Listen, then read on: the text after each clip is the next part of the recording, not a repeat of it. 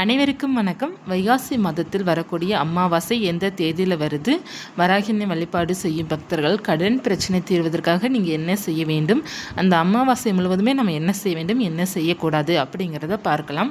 வைகாசி அமாவாசை பார்த்திங்கன்னா வைகாசி மாதம் 2ஆம் தேதி, மே மாதம் 16ஆம் தேதி சனிக்கிழமை தினத்தன்று வருது. அமாவாசை பொதுவாக முன்னோர்கள் வழிபாடு செய்வதற்கு மிக சிறப்புக்குரிய நாள் மற்றும் குலதெய்வ வழிபாடு செய்வதற்கு மிக சிறப்புக்குரிய நாள் மற்றும் உக்கிர தெய்வங்கள் வழிபாடு அம்மன் வழிபாடு செய்வதற்கு மிக சிறப்புக்குரிய நாளாக இந்த நாள் இருக்கும். இந்த நாள் என்று வராகி பக்தர்கள் என்ன செய்ய வேண்டும் அப்படிங்கிறத பார்ப்போம். முதல்ல வைகாசி அமாவாசை பார்த்தீங்கன்னா முன்னோர்களே வழிபாடு செய்பவர்களுக்கு நிறைய பழக்கம் இருக்கும், நிறைய பேத்துக்கு அந்த பழக்கம் இருக்காது. இப்போ வழிபாடு செய்பவர்கள் பார்த்தீங்கன்னா நீங்கள் காலையில் எழுந்திரிச்சு நீங்கள் தர்ப்பணம்லாம் செய்துட்டு நீங்கள் உங்களுடைய முன்னோர்களுக்காக பிடித்த உணவை சமைத்து நீங்கள் விரதம் விட்டுறலாம். இப்போ அந்த மாதிரி பழக்கம் இல்லாதவர்கள் என்ன செய்ய வேண்டும் அப்படின்னு நீங்களும் பார்த்தீங்கன்னா என்னென்ன ஃபாலோ பண்ணணும் அப்படின்னு, ஏன்னா நிறைய பேருக்கு தர்ப்பணம் செய்து பழக்கம் இல்லாதவர்களும் காலை எழுந்திருக்கும் போது பார்த்தீங்கன்னா உங்கள் முன்னோர்களையும் குலதெய்வத்தை நினைத்து பிரார்த்தனை பண்ணிவிட்டு எழுந்திரிச்சிங்க அப்படின்னாலே உங்களுக்கு நல்லா இருக்கும் இந்த நாள். அடுத்து நீங்கள் வாசலில் காலையில் கோலம் போடக்கூடாது. யாருமே காலையில் வாசலில் அமாவாசை தினத்தன்று கோலம் போடக்கூடாது. ஏன்னா அமாவாசை தினத்தன்று முன்னோர்கள் காலை நேரத்தில் வீட்டுக்கு வருவாங்க அப்படிங்கிறது ஐதீகமாக சொல்லப்பட்டிருக்குது. அதனால் நம்ம மாலையில் தான் கோலம் போடணுமே தவிர காலையில் கோலம் போடக்கூடாது. இப்போ நம்ம கோலம் போடக்கூடாது அப்படிங்கிறதுனால பார்த்திங்கன்னா நம்ம பூஜை அறையில் விளக்கேற்றலாமா அப்படிங்கிறதும் கேட்குறீங்க. தாராளமாக விளக்கேற்றிக்கலாம், அது ஒன்று தவறில்லை. நம்ம காவி கோலம் போட்டுக்கலாம், அந்த மாதிரி போட்டுக்கலாம். நம்ம வாசல்லே காவி கோலம் கூட போட்டுக்கலாம். நம்ம அந்த கோலப்படி வச்சு போடும் பார்த்திங்களா, அது மட்டும் தான் நம்ம போடக்கூடாதுன்னு சொல்லுவாங்க. அடுத்து நம்ம என்ன செய்ய வேண்டும் அப்படின்னா, ஒரு டம்ளர் தண்ணீர் எடுத்துக்கோங்க. எடுத்து நிலை வாசலில் அல்லது நீங்கள் கிச்சனில் ஹாலில் எங்கே வேண்டும்னாலும் நீங்கள் வைக்கலாம். ஒரு டம்ளர் முழு தண்ணீரை, அதாவது முழு கிளாஸில் ஃபுல்லாக நிறைவான தண்ணீராக நீங்கள் எங்கே வேண்டுமானாலும் வைக்கலாம். அப்படி வைக்கிறதுனால நமக்கு முன்னோருடைய ஆசீர்வாதம் நமக்கு பரிபூர்ணமாக இருக்கும். அந்த நீர் பார்த்தீங்கன்னா இப்போ நீங்கள் அமாவாசை அன்று காலையில் வைக்கிறீங்க அப்படின்னா இரவு முழுவதுமே அது இருக்கணும். அப்படி இருந்தால் ரொம்ப ரொம்ப நல்லது. இப்போ நீங்கள் சனிக்கிழமை காலையில் வைக்கிறீங்கன்னு வச்சுக்கோங்க, ஞாயிற்றுக்கிழமை காலையில் அந்த தண்ணீரை எடுத்து நீங்கள் கால்படாத இடத்துல ஊற்றி விட்டுருங்க. இது நீங்கள் செய்வது உங்களுடைய முன்னோர்களுடைய ஆசீர்வாதம் கிடைப்பதற்காக இந்த நீர் வழிபாடு செய்யணும். அடுத்து நிறைய பேர் விளக்கேற்றி வைப்பாங்க. நிலைவாசலில் ஒரு விளக்கேற்றி வைப்பாங்க, இல்லைன்னா நீர் ஒரு டம்ளர் தண்ணீர் பிடிச்சி அதில் பக்கத்துலேயே கூட விளக்கேற்றி வைப்பாங்க. முன்னோர்களுக்காக ஒரு தீபம் ஏற்றி வைப்பாங்க.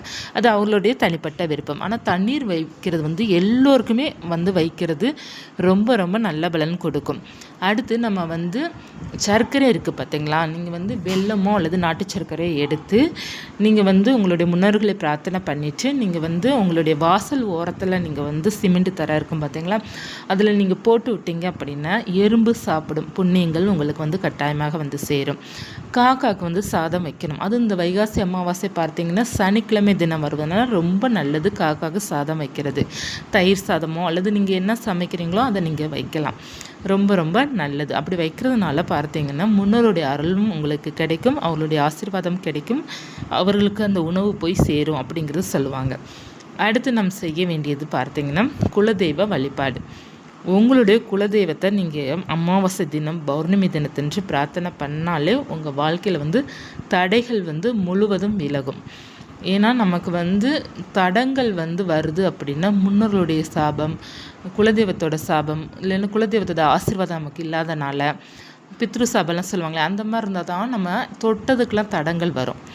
எதற்கெடுத்தாலும் தடங்கள் வருது, ஒரு காரியத்தை நம்மளால் சரியாக பண்ண முடியல அப்படிங்கிறத ஃபீல் பண்ணுறீங்க அப்படின்னா நீங்கள் உங்கள் குலதெய்வம் வழிபாடு மேற்கொண்டீங்க அப்படின்னா நிச்சயமாக அந்த தடங்கள்லாம் விலகும்.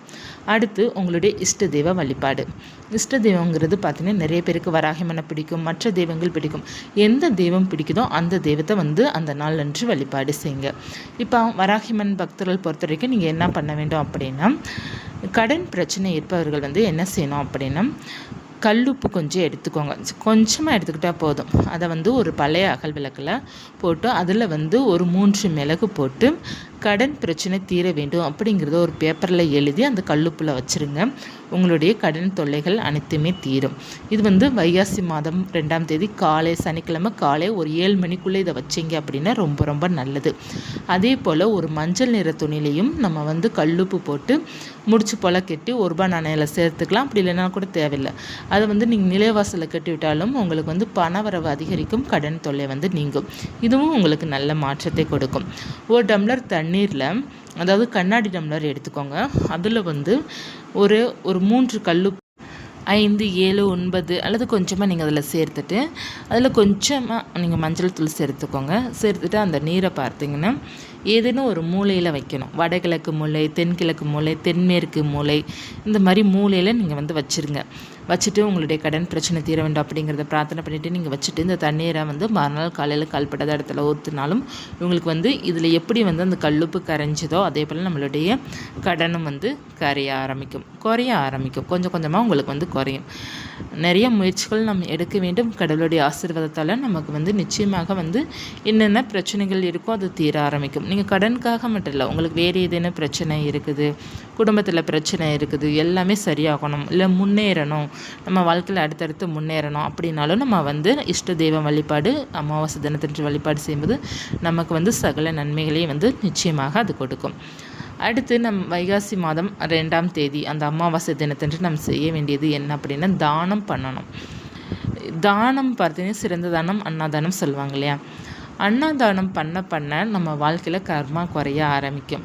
இப்போ ஏதேனும் ஒரு கஷ்டப்படுறோம், ஒரு கடன் பிரச்சனையிலே கஷ்டப்படுறோம், இல்லைன்னு ஏதேனும் ஒன்று பிரச்சனையில் கஷ்டப்பட்டோம் அப்படின்னாலே நமக்கு வந்து கர்மா அதிகமாக இருக்குது அப்படிங்கிறது தான் அர்த்தம். அதனால் அந்த கர்மா குறையணும் அப்படின்னா நம்ம வந்து அந்த தானம் செய்யும்போது தான் நமக்கு வந்து அந்த கர்மா வந்து குறைய ஆரம்பிக்கும். அதனால் வந்து நம்ம எந்த அளவுக்கு புண்ணியங்கள் செய்கிறோமோ அந்த அளவுக்கு நம்மளுடைய பாவங்கள் தானாக குறையும். தெரிஞ்சோ தெரியாமல் பார்த்திங்கன்னா செய்த தவறுக்கு தான் பாவங்கள் வந்து குறையும். அந்த கடவுளே வந்து சரி பண்ணி விடுவார். நம்ம வேணும்னே நம்ம திரும்ப திரும்ப பாவம் செய்தோம் அப்படின்னா அந்த பாவம் வந்து கடவுளாலே கூட சரி பண்ண முடியாது. ஏதேனும் சொல்லுவாங்க இல்லையா, போன ஜென்மத்தில் செஞ்ச பாவம் அப்படி இப்படிலாம் சொல்லுவாங்க இல்லையா. போன ஜென்மத்தில் நம்ம என்ன செஞ்சோம் அப்படிங்கிறது இப்போ நமக்கு இந்த ஜென்மத்தில் நமக்கு தெரியாது.